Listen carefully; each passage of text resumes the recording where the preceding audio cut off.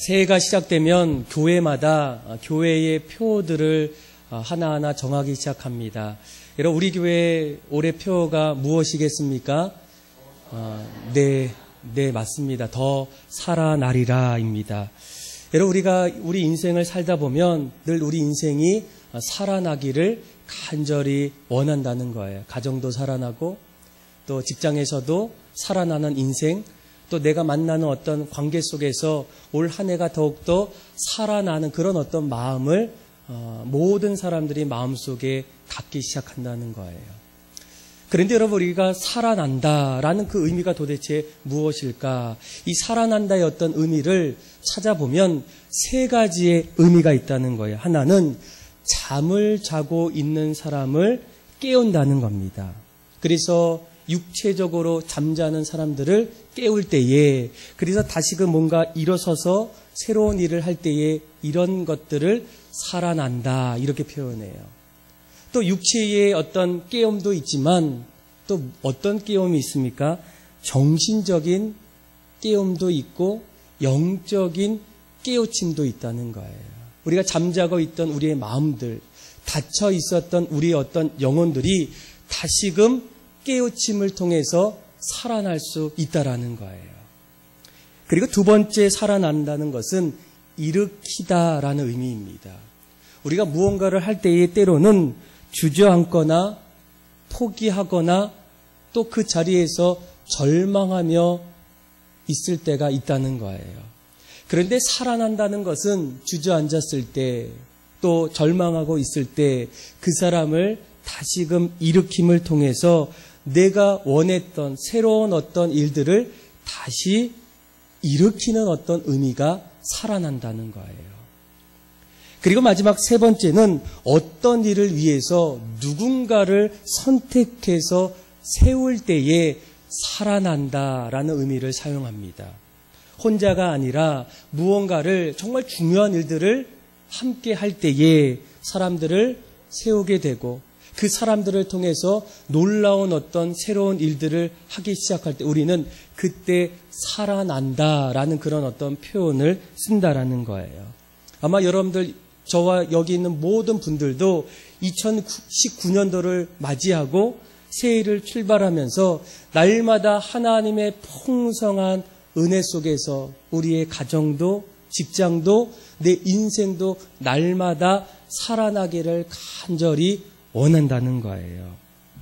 그래서 제가 이 살아남을 좀 찾아보다가 한 가지 들었던 질문이 있어요. 살아났을 때 왜 사람들은 살아나기를 원할까? 또 살아날 때에 그때 마음에 어떤 마음을 갖게 될까? 어떤 마음일까? 무엇이 채워질까? 또 무엇이 좋은 일이 생길까? 왜 사람들은 살아나기를 그렇게 간절히 고대할까? 그런데 며칠 전에 권사님 한 분의 만남을 통해서 살아날 때에 갖게 되는 마음이 무엇인지를 하나하나 알게 되었어요. 이 권사님이 얼마 전에 집안에 큰 어떤 사건이 있었습니다. 그러니까 건강했던 아들이 집안에서 갑자기 뇌졸중으로 쓰러졌어요. 여러분, 이 뇌졸중은 참 위험한 어떤 질환입니다. 그렇죠? 조기에 발견하지 않고 치료하지 않으면 운동장애, 또 언어장애, 반신마비, 또 생명의 어떤 지장까지도 위험한 그런 어떤 질환이라는 거예요. 그래서 그날 이제 그 주위에 걱정이 돼서 권사님을 만나서 한번 물어봤어요. 권사님, 아들 어떻게 됐습니까? 이렇게 제가 물어봤는데 권사님 그때 저를 보면서 제 손을 잡으시고 그리고 그렇게 이제 저한테 이야기를 시작했어요. 목사님, 살아났어요. 살아났어요. 우리 아들이 살아났어요. 하나님이 살려주셨어요. 그러니까 권사님은 다른 이야기하지 않고 그 자리에서 여차 저에게 동일한 말로 하시는 거예요. 목사님, 살아났어요. 살아났어요. 우리 아들이 살아났어요. 하나님이 살리셨어요.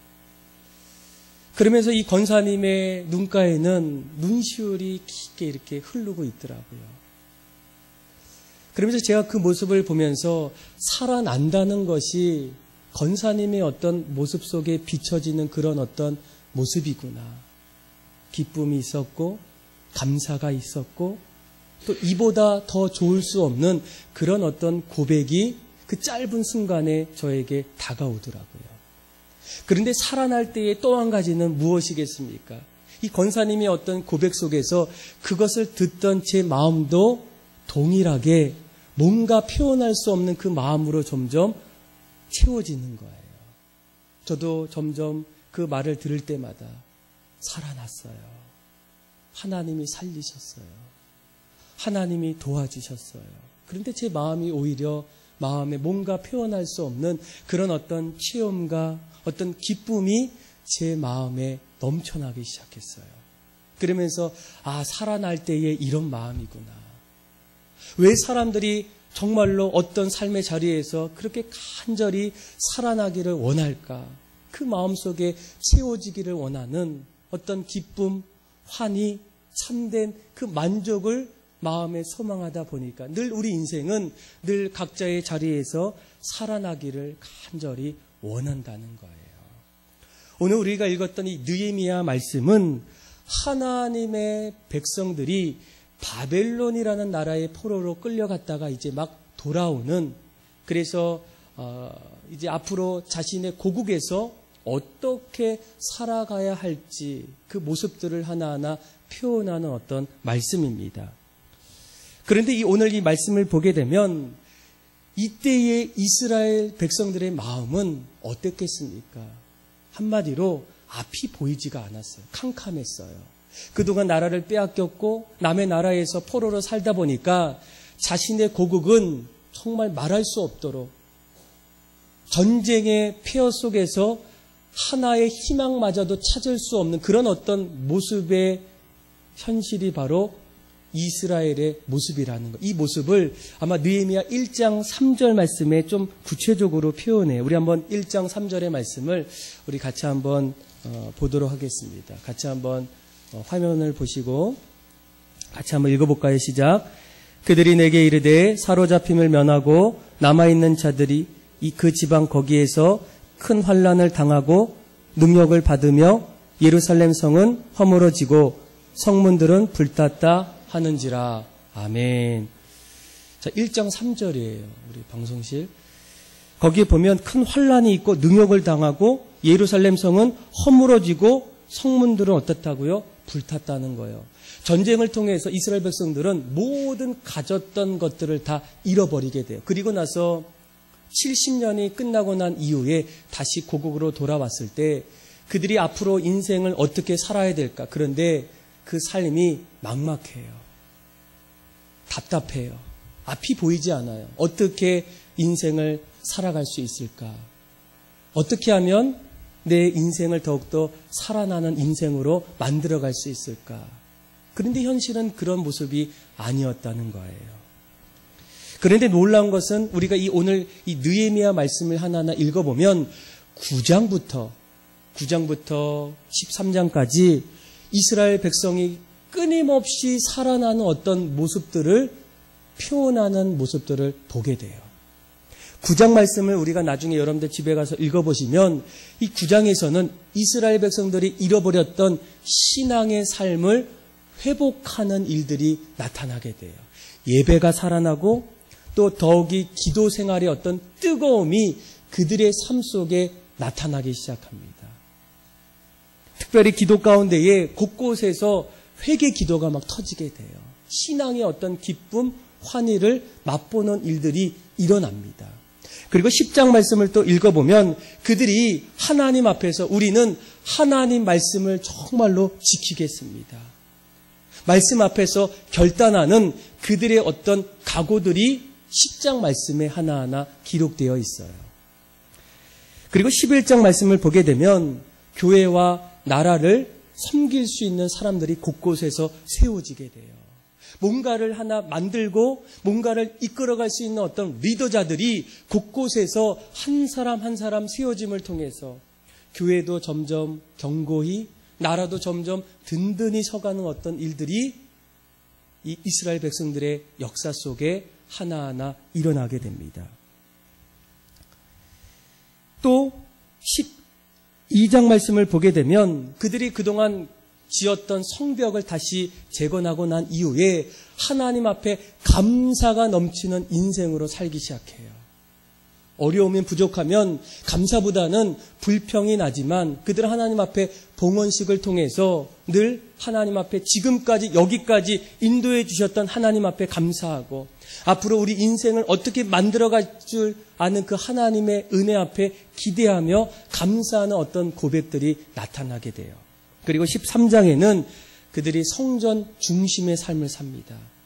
성전을 더 깨끗이 하고 또 마음을 깨끗이 하고 성전을 깨끗이 하는 그런 어떤 성전의 정화들이 13장 말씀을 읽어보면 그들의 삶 속에 나타나고 있다는 거예요. 우리가 7장까지 말씀을 보면 이스라엘 백성들이 정말 그들의 인생이 정말 살아날 수 있을까? 전쟁을 통해서 포로 인생을 통해서 이제는 더 이상 가진 것도 없고 할 수 있는 어떤 것도 다 잃어버렸던 그들의 어떤 절망된 자리에서 어떻게 그들이 9장의 말씀부터 읽어보면 예배가 살아나고 신앙이 살아나고 또 인생이 살아나고 또 성전 중심의 어떤 삶이 어떻게 살아날 수 있을까? 그런데 이 부분은 오늘날 우리들에게도 동일한 질문이라는 거예요. 우리가 새해를 맞이할 때마다 하나님, 가정이 더 살아나길 원해요. 직장에서 함께하는 동료들과의 관계 속에서도 더 살아나기를 원해요. 또 내가 만나는 어떤 관계와 어떤 삶의 자리에서도 이왕이면 이전보다는 이보다 더 좋을 수 없는 어떤 삶이 나에게 찾아왔으면 좋겠어. 이런 마음이 우리에게 있다라는 거예요. 그래서 오늘 말씀은 우리들에게 우리 인생이 더욱더 살아나기 위해서 도대체 이스라엘 백성들에게는 어떤 일이 있었기에 이런 살아남의 어떤 인생이 시작되었을까? 오늘 읽었던 8장의 말씀에 그 비결이 있다는 거예요. 자, 우리 한번 1절에서 우리 3절까지 말씀을 우리 같이 한번 읽어보겠습니다. 같이 한번 읽어볼까요? 시작. 이스라엘 자손이 자기들의 성읍에 거주하였더니 7째 달에 이르러 모든 백성이 일제히 수문 앞 광장에 모여 학사 에스라에게 여호와께서 이스라엘에게 명령하신 모세의 율법책을 가져오기를 청하매 7째 달 초하루에 제사장 에스라가 율법책을 가지고 회중 앞 곧 남자와 여자나 알아들을 만한 모든 사람 앞에서 이르되 수문 앞 광장에서 새벽부터 정오까지 뭇 백성이 그 율법책에 귀를 기울였는데 아멘. 자, 우리가 올 한 해 새롭게 살아나기 위해서 이스라엘 백성들이 가장 먼저 했던 것은 무엇이겠습니까? 말씀에 대한 간절한 갈망이 있었다는 거예요. 여러분, 오늘 1절부터 3절까지 말씀을 보게 되면 이스라엘 백성들이 지금 어떤 시대, 어떤 현실을 보게 됩니까? 이제 막 예루살렘에 돌아왔어요. 가진 것도 없고 성은 불타있고 많은 사람들이 마음의 절망 속에 있던 그때에 집도 없어요. 먹을 것도 없어요. 그런데 가장 먼저 그들은 무엇을 하게 됩니까? 수문 앞 광장 앞에서 하나님의 말씀을 듣기 시작해요. 그런데 그들이 말씀을 들을 때에 자 3절 보세요. 3절에 보면 수문 앞 광장에서 언제부터 언제까지 있게 됩니까? 새벽부터 정오까지예요. 그러니까 새벽 한 6시를 말하겠죠. 6시부터 오전 12시까지 그들은 수문 앞 광장에서 말씀을 듣는 일을 하기 시작해요. 여러분, 이런 어떤 모습들 1시간도 아니에요. 2시간도 아니에요. 한 6시간을 그들이 말씀 앞에 섰다는 것은 대단한 말씀의 갈망함이 없으면 이 일은 일어날 수가 없다는 거예요. 더욱이 말씀을 잘 보시면 이 에스라가 여러분 말씀을 꼭 들어야 합니다. 이렇게 부탁해서 그들이 그 앞에 섰던 것이 아니라 8장 1절 후반절에 보면 이스라엘에게 여호와께서 이스라엘에게 명령할 모세의 율법책을 가져오기를 청하매 그러면서 이 백성들이 부탁합니다. 우리가 말씀을 듣기를 원해요. 우리가 하나님 앞에 온전히 서기를 원해요. 이런 어떤 이스라엘 백성들의 어떤 간절함이 그들의 모습 속에 나온다는 거예요. 그래서 여러분, 우리가 신앙생활할 때 가장 중요한 것은 하나님 앞에 예배합니다. 그 예배할 때에 정말로 그 예배하는 말씀 앞에 설 때 우리의 어떤 마음가짐이 말씀에 대한 어떤 간절함이 우리 안에 있는지를 여러분들이 한번 돌아보셔야 돼요. 여러분, 간절함이 있다면 내 인생의 우선순위가 바뀌기 시작해요. 또 내가 무엇을 내 마음에 둬야 하는지를 수정 궤도를 시작하게 돼요. 보통 우리가 오늘날의 어떤 시대를 뭐라고 얘기합니까? 그렇죠?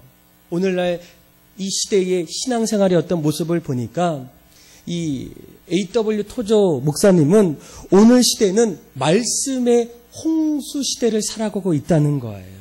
그런데 이 말씀의 홍수 시대에 우리가 오히려 잃어버릴 위험에 처해 있기 때문에 위험하다는 거예요. 신앙생활하면서 점점 우리가 놓치거나 실수하는 한 가지가 있는데, 많은 분들이 신앙생활을 시작하고 내가 하나님을 만났어요, 하나님 안에 있어요, 이런 어떤 고백을 하고 난 이후에 더 이상 내가 하나님을 더 찾아야겠다고 생각하지 않는 그런 어떤 교묘한 덫에 걸리는 분들이 많다는 거예요. 그래서 우리 영혼에 하나님이 계속적으로 나타나기를 사모해야 하는데, 오늘날은 더 이상 그런 모습들, 어떤 신앙의 어떤 갈급한 어떤 열정들을 찾아보기가 어렵다는 거예요. 그런데 왜 이것이 중요할까?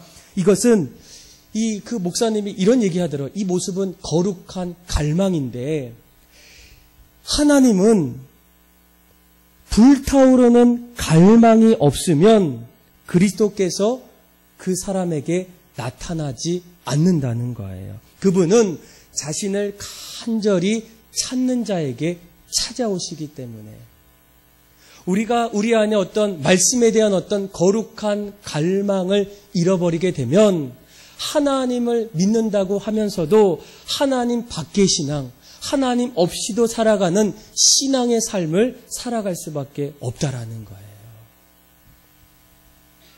그러면서 이런 어떤 신앙생활을 다시 회복하고 다시 우리의 어떤 마음에 새로운 어떤 신앙의 열정을 마음속에 두기 위해서는 우리 안에 단순한 신앙생활을 회복해야 된다는 거예요.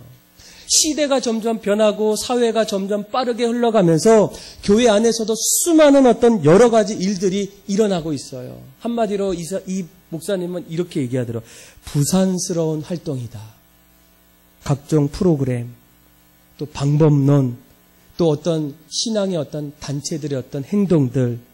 그런데 이 모든 것들이 결국 우리 신앙을 빼앗을 뿐이지 마음속에 채우고자 했던 그 부분들을 채워나갈 수 없다라는 거예요.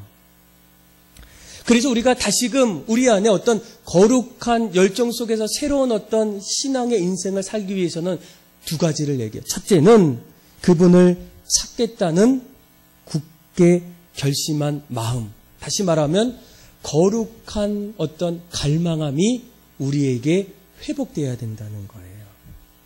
그래서 여러분, 신앙은 복잡한 것이 아니라 단순한 겁니다. 신앙생활을 잘하는 것은 하나님 말씀 앞에 서고 그 말씀을 내가 어떻게 반응하고 어떻게 붙잡고 살아가는가가 사실은 신앙생활의 아주 중요한 어떤 열쇠라는 거예요. 여러분, 왜 다윗을 하나님께서 너는 내 마음에 합한 사람이다 이렇게 말한 이유가 무엇이겠습니까? 그에게도 거룩한 갈망함이 있었어요.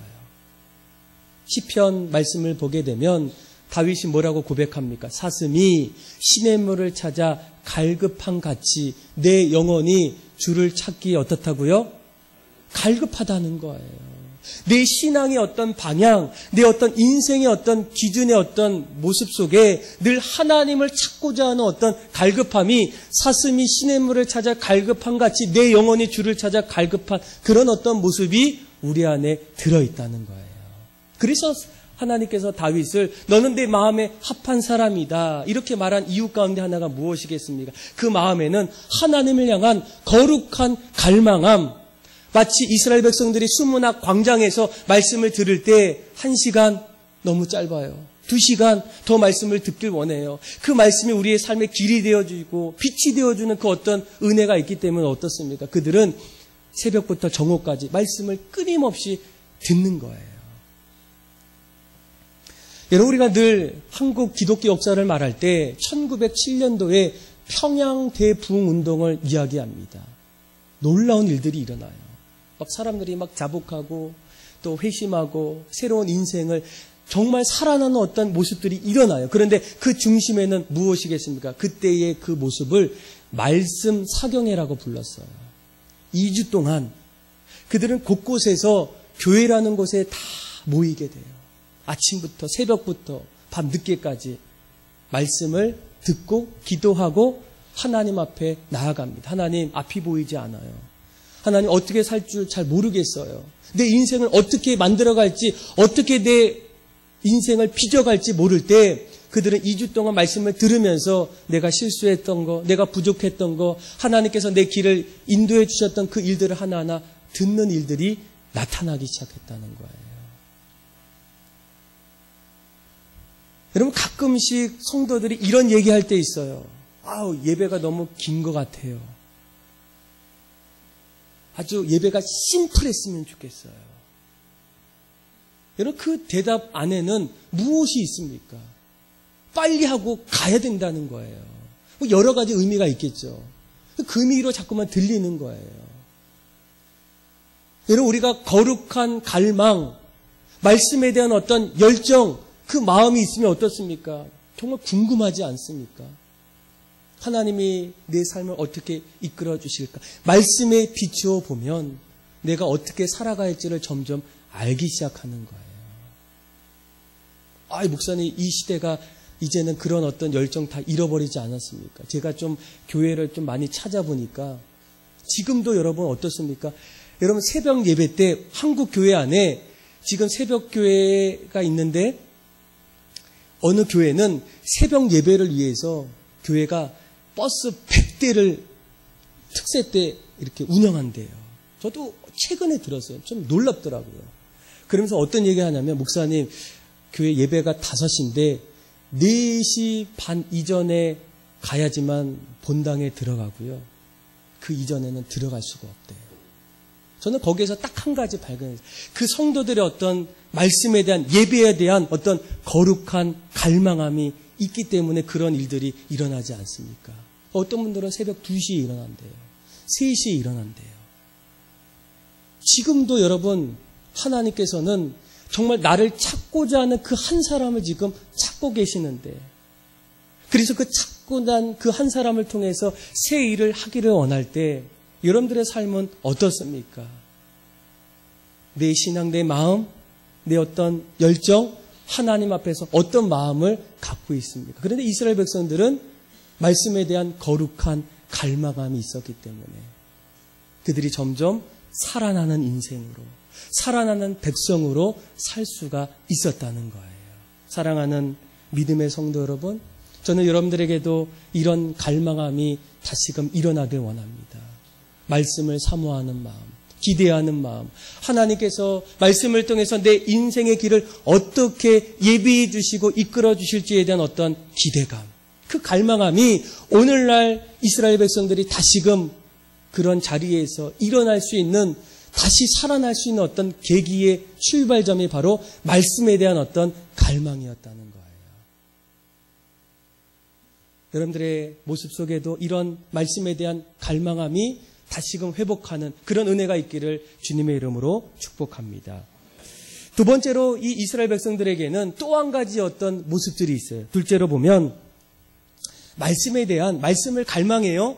그런데 이 말씀을 갈망할 때 한 가지 더 중요한 것이 있어요. 그 말씀을 들을 때 내 모습의 어떤 반응은 어떤 모습일까? 자, 이스라엘 백성들이 새벽부터 정오까지 말씀을 들었어요. 자, 그리고 나서 이제 5절부터 그들의 어떤 말씀에 대한 어떤 반응들이 나와요. 자, 5절, 6절 한번 보세요. 같이 한번 읽어볼까요? 시작. 에스라가 모든 백성 위에 서서 그들 목전에 책을 펴니 책을 펼 때에 모든 백성이 일어서니라. 에스라가 위대하신 하나님 여호와를 송축하며 모든 백성이 손을 들고 아멘 아멘 하고 응답하고 몸을 굽혀 얼굴을 땅에 대고 여호와께 경배하니라. 아멘. 자, 말씀을 들을 때 그들이 어떻게 했다고요? 백성들이 모두 일어섰다는 거예요. 여러분, 우리가 주로 사람들 앞에서 일어선다는 것은 무엇을 의미합니까? 경외함을 표현해요. 가끔 TV에 보면 각하 나오십니다. 그거 어떻게 해요? 다 일어나시잖아요. 그렇죠? 신료들이 다 일어나요. 그 마음에 어떤 경외함, 존경을 내 마음에 두고 있다는 거예요. 또 일어난다는 것은 때로는 내가 그 앞에 집중하고 싶다는 거예요. 다른 어떤 것보다도 지금 이 순간 이 자리에 내가 집중하기 위해서 일어날 때가 있다는 거예요. 그리고 또 6절에 뭐라고 얘기하면 그들은 백성이 손을 들고 어떻게 했다고요? 아멘 했다는 거예요. 여러분, 요즘에 아멘보다는 어떤 소리가 많이 들려요? 마음속에 노멘. 들어보셨나요? 어떤 분 농담으로도 전 노멘이에요. 전 인정할 수 없어요. 말씀을 받아들일 수 없어요. 이런 어떤 고백들이 왜 일어나겠습니까? 이런 어떤 반응 속에는 하나님을 온전히 신뢰하기보다는 내 자신을 더욱더 신뢰하고자 하는 그런 어떤 모습들이 있다는 거예요. 그런데 이스라엘 백성들은 뭐예요? 아무것도 없던 그때에 하나님 말씀을 들을 때마다 일어서서 어떻게 고백해요? 아멘이에요. 그렇게 될 줄을 믿는다는 거예요. 믿습니다. 저는 언젠가 오늘 안 돼도 내일 안 돼도 올 한 해가 안 되더라도 언젠가 하나님께서 그 말씀을 통해 이루어 주실 줄 저는 간절히 확신하고 믿습니다. 그래서 그들의 고백은 뭐가 됐다고요? 아멘. 그리고 여러분 9절도 보세요. 9절 말씀에 보게 되면 그 말씀을 들었던 이스라엘 백성이 어떻게 했다고요? 율법의 말씀을 듣고 어떻게 했다고요? 다 울었어요. 여러분, 왜 말씀을 듣고 울었을까? 그 말씀을 점점 듣다 보면 이제는 내 삶의 기준 앞에서 말씀이 기준이 되어서 내 인생을 비춰보게 돼요. 전에는 내 뜻대로 내 생각대로 사는 것 누가 뭐라고 얘기 안 했어요. 그런데 그렇게 살다가 말씀을 듣다 보니까 내 삶과 말씀의 삶이 다를 때가 너무 많은 거예요. 그러면서 내 마음에 무엇이 나타납니까? 내가 잘못했구나. 내가 실수했구나. 내가 어리석었구나. 내 생각대로, 내 뜻대로 이것이 정말 옳다고 생각했는데 아니었구나. 그런 어떤 마음이 들면서 내 마음이 어떻습니까? 슬퍼하기 시작하는 거예요. 내 마음이 어려워지는 거예요. 그러면서 점점 눈물이, 여러분 눈물은 언제 흘려집니까? 슬플 때, 아플 때, 그렇죠? 여성분들 눈물 혹시 흘릴 때 아플 때 흘리잖아요. 슬플 때 흘러나오잖아요. 내가 말씀에 비추어 보니까 하나님 앞에서 내가 이런 어떤 모습이 너무나 슬픈 거예요. 아픈 거예요. 이렇게 살면 안 됐는데 그러다 보니까 그 안에 어떤 우는 일들, 각성하는 일들, 죄에 대한 어떤 회개가 점점 말씀을 듣는 그 자리에 저절로 일어나기 시작하는 거예요. 말씀 듣지 않으면 그런 일들이 일어나지 않아요. 잘하고 있거든요. 여러분 얼마나 열심히 살고 있습니까? 치열한 이 시대에 여러분 생존하지 않으면, 노력하지 않으면 우리가 이길 수가 없어요. 그러다 보니까 여러분들 나름대로 보면 특별히 요즘 살고 있는 뭐 40대, 50대 자녀들도 아이들도 회사도 얼마나 거기에서 이 승전보를 날리려면 얼마나 노력해요. 그러니까 나는 부족한 게 없는 거예요. 그런데 말씀을 들을 때 그 일들이 점점 나타난다는 거예요. 또 10절 보세요. 10절부터 12절까지 말씀을 보게 되면 우리 한번 12절 말씀 한번 볼까요? 같이 한번 읽어볼까요? 시작. 모든 백성이 곧 가서 먹고 마시며 나누어 주고 크게 즐거워하니 이는 그들이 그 읽어 들려준 그 말을 밝히 알미라. 아멘. 자, 그들이 어떻게 했어요? 슬퍼합니까? 아니에요. 크게 즐거워했어요. 여러분 여기에는 무엇이 있습니까? 여호와로 인한 어떤 축제가 일어나요. 여러분 예배 드릴 때에 기쁨이 넘치는 거예요. 소망을 바라보는 거예요. 감사가 있는 거예요. 여러분 정말 하나님 앞에서 예배자로 서는 사람들은 예배를 가장 좋아해요. 또 가야 되겠다. 또 말씀 들어야 되겠다. 신이 나는 거예요. 즐거워하는 거예요. 그러니까 이스라엘 백성들에게는 이런 어떤 일들이 지금 말씀을 듣고 난 이후에 반응의 모습 속에 일어나게 돼요. 함께 즐거워하고 기뻐하고. 그런데 요즘의 반응은 어떻습니까? 요즘에 우리가 이번 주에 특별 새벽 기도회와 신년 사경회가 있어요. 어떤 분들은 또 마음속에 가야 돼?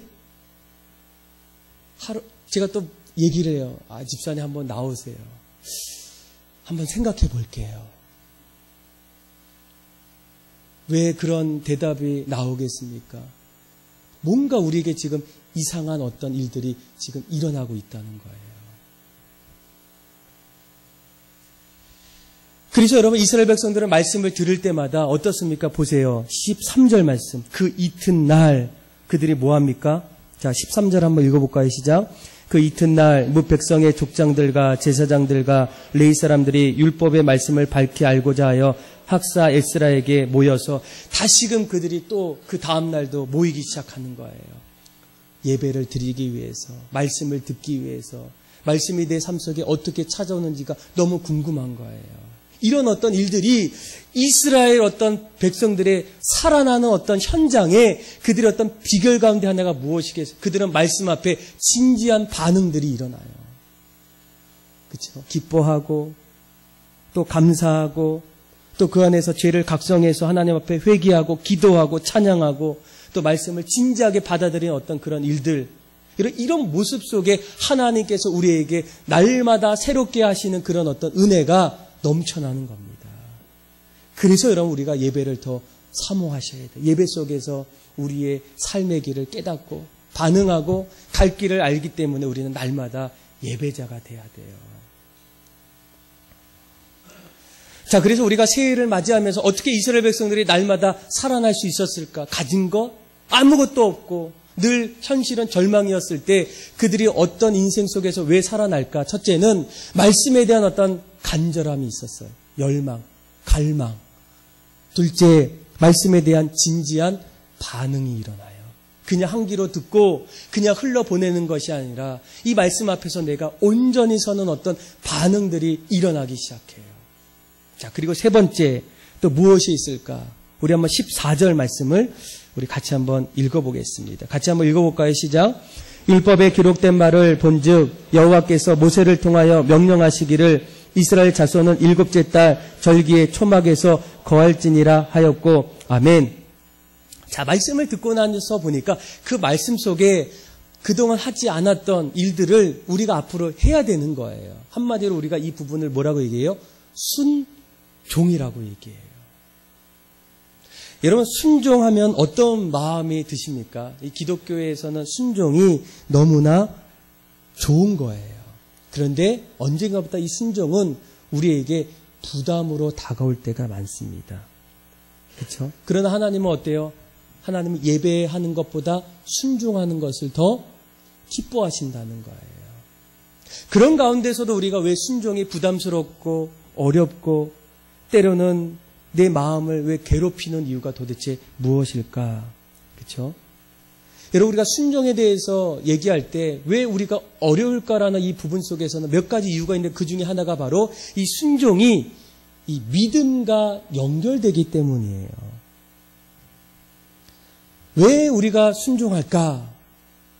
믿음이 있기에 순종하는 거예요. 왜 순종하지 않을까? 믿어지지 않기 때문에 순종하지 않는 거예요. 그런데 우리가 또 한 가지 뭐가 있습니까? 왜 순종하지 않습니까? 순종하면 뭔가 손해보는 것 같아요. 순종하면 뭔가 바보 같은 어떤 생각이 들 때가 있어요. 또 순종하면 왠지 내가 어떤 기적들을 바라봐야 되는데 이 기적이 안 일어나요. 정말 일어날까? 내가 이렇게 하나님이 살라고 했을 때 왜 이렇게 살까? 도저히 이해가 안 되는 기적이 일어날 수가 없는데 그래서 순종하기가 요즘은 더 어려운 거예요.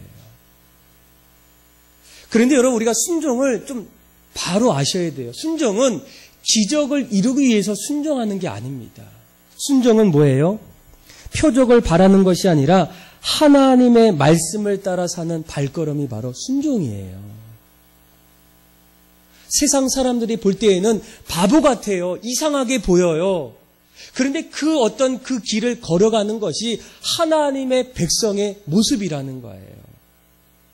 그래서 오늘 본문에도 율법책을 보니까 하나님께서 이스라엘 백성들에게 뭐를 하기로 했냐면 초막절을 지키라는 거예요. 한마디로 말하면 이스라엘 백성들이 광야에 있을 때 가나안 땅으로 가기 전에 그들에게는 집이 없었어요. 늘 어떻게 하루하루 삽니까? 텐트 메이커. 텐트를 치면서 사는 거예요. 아직 거할 집이 없으니까. 그래서 오늘 하루 종일 이렇게 가다가 이제 자려면 텐트를 치고 초막을 짓고 자고 또 다음날 또 걸어갑니다.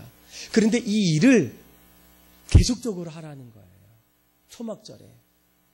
근데 이스라엘 백성들이 가나안 땅에 들어가서 정착하고 난 이후로부터 언젠가 그들은 이 초막절을 왜 꼭 지켜야 될까? 아니 우리가 벌써 집도 있고 굳이 우리가 마당 앞에다가 이 텐트를 치면서 왜 여기서 하루 자야 되는 이유가 도대체 무엇일까? 이런 어떤 생각을 하다 보니까 그냥 의미만 알고 짓지 말자. 이런 어떤 생각에 결국 순종이 불순종으로 바뀌게 됐어요.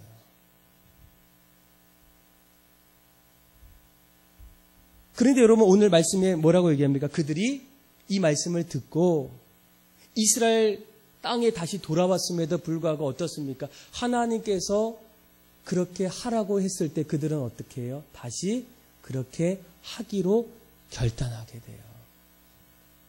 여러분 요즘에 기도 안 해도 살 수 있어요. 그런데 하나님은 기도하라고 해요. 교회가 역사가 많은 데는 이제는 섬기는 사람들이 없어도 그냥 잘 돌아가요. 이제는 식당 안에서도 사람들 다 이렇게 사서 용역을 사서 하는 교회도 많아졌어요. 그런데 성경은 여전히 뭐라고 얘기해요? 우리가 섬기라는 거예요. 섬기라는 거예요. 그러니까 우리가 오늘날에도 이런 시대의 변화 속에서 우리가 이 순종에 대한 어떤 생각들이 너무나 많습니다. 그런데 우리는 어때요? 오늘 말씀처럼 이해가 되지 않을 때도 있어요. 또 이런 생각이 또 없을 때도 있어요. 그런데 우리는 하나님의 사람들은 말씀 앞에 순종하셔야 돼요. 그래서 이스라엘 백성들이 어떻게 살아날 수 있었을까? 첫째, 말씀에 대한 어떤 간절한 갈망이 있었어요. 둘째, 말씀 앞에서 그들은 진지한 반응이 있었어요. 회개하고 기뻐하고 그 다음날 또 말씀을 듣는 어떤 반응들, 그리고 이제는 순종함으로 그들의 인생의 길을 걸어갑니다. 그럴 때 하나님께서 언젠가 그들에게 축복도 주시고 새로운 일도 보여주셨다는 거예요. 사랑하는 믿음의 성도 여러분, 올 한 해가 우리에게는 더 살아나는 어떤 인생을 맞이하기를 원하지 않습니까? 여러분 어떻게 하면 그렇게 될 수 있을까? 어쩌면 우리의 어떤 현실보다는 이스라엘 백성들의 어떤 현실이 더 암울했고 소망이 보이지 않는 그때에 그들은 가장 먼저 길이 되어주시고 빛이 되어주시고 진리가 되어주시는 그 하나님의 말씀 앞에 설 때에 하나님이 그 길을 점점 열어주셨어요. 우리도 올 한 해는 말씀 앞에 우리가 갈망함으로 나아가셔야 돼요. 전 너무 기쁜 것은 이번에 우리 성도님들이 적었던 기도 제목들을 하나하나 보면서 읽어보니까 많은 분들이 성경을 한번 일독하고 싶다는 거예요. 예배의 성공자가 되고 싶다는 거예요. 가정이 집안에서 예배하는 가정이 되고 싶다는 거예요. 그래서 제 이 모습을 보고 정말 이렇게 해야 되겠다. 이렇게 됐으면 좋겠다. 그래서 하나님께서 정말 이 가정에 은혜를 베풀어 주시면 좋겠다. 이런 마음이 들더라고요.